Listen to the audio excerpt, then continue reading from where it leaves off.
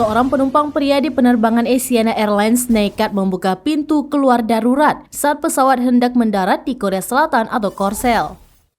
Peristiwa ini terjadi pada Jumat 26 Mei 2023 ketika Airbus A321 yang ditumpanginya berada di ketinggian 213 meter di atas tanah. Menurut pejabat bandara dan sumber, pintu tiba-tiba terbuka pada pukul 12.45 waktu setempat. Aksi nyeleneh pria berusia 30-an itu sontak membuat panik seisi pesawat.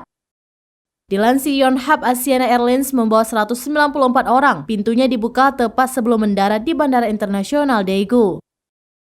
Tidak satu pun dari 194 orang di dalam pesawat jatuh atau terluka.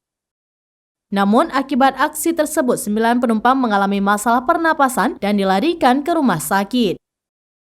Pejabat setempat menerangkan penumpang tersebut tidak dalam kondisi serius. Diketahui Asiana Airlines berangkat dari Pulau Jeju menuju Daegu yang berjarak 237 km dari Seoul.